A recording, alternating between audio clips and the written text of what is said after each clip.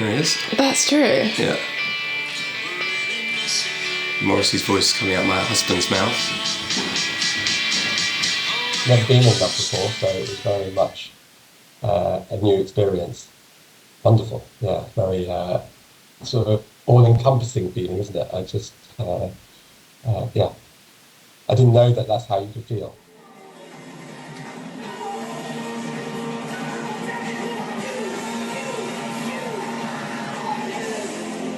It was quite mysterious.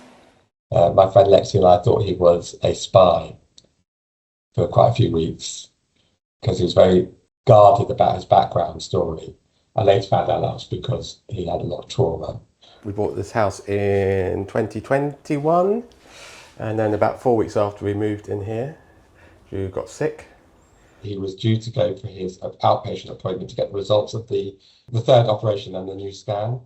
And you had to, in those days, because of COVID, you had to fill in a questionnaire before you went for any appointments at the hospital.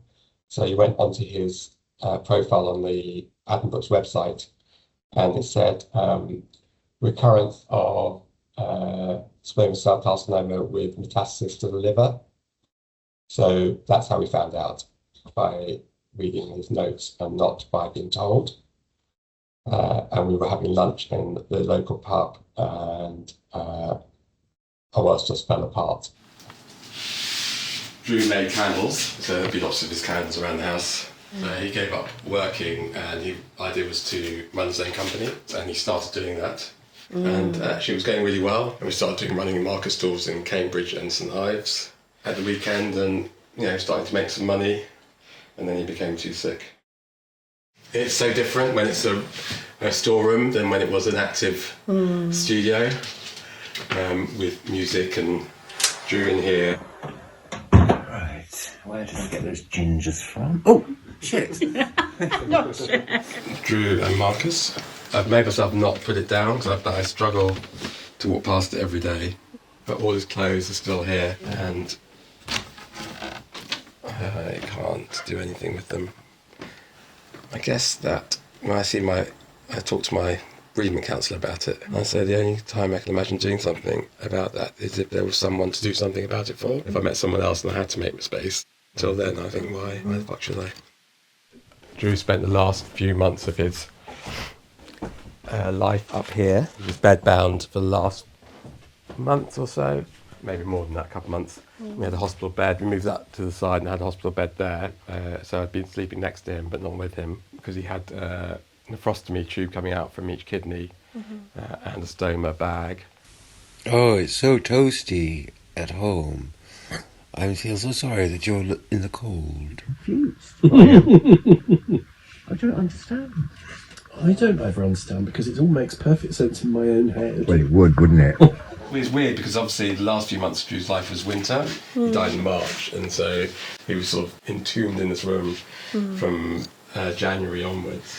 But when I think about the memories, our friends would be over and we'd be playing games. It seemed like it was always sunny in here.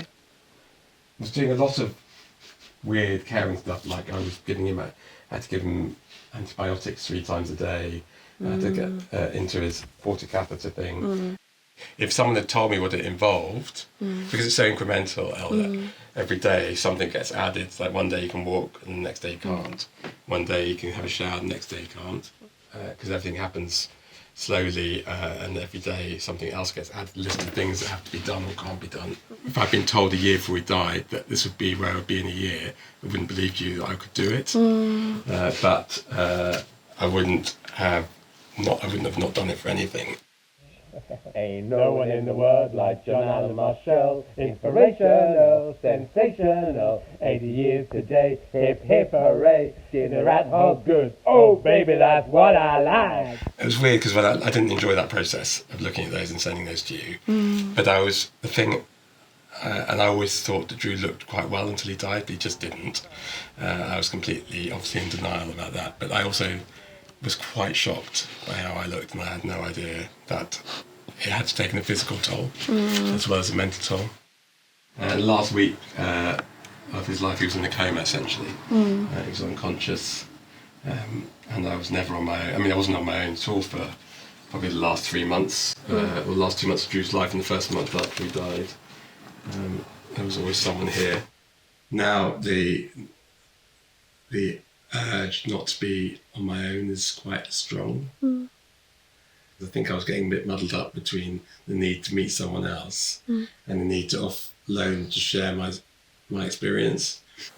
Soon after Drew died, he was looking for somebody in a similar situation that he could talk to and get solace from. And really, there wasn't anybody. He did try contacting a colleague who lost her husband, but it wasn't quite the same. It's just very lonely. Yeah. And there's a very active group in Cambridgeshire. They do a lot of meetups and stuff, but they're all straight. I really wanted to talk to a gay man who's been in my position, someone who'd been caring for and then lost a partner.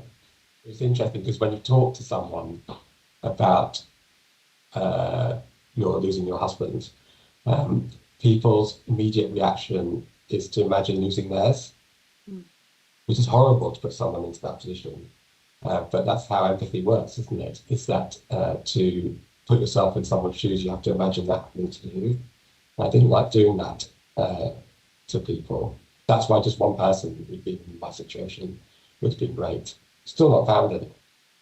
I know that you can't recreate what you had, but and you just take it for granted when you have it. But it was so amazing to be in a situation where you're definitely with the right person. You just know you're with the right person, and how amazing and how lucky I was to be in that position. And am I allowed to have that twice? Do people get that twice? Some people do, don't they? I think you can get it twice. Am I allowed to have it twice?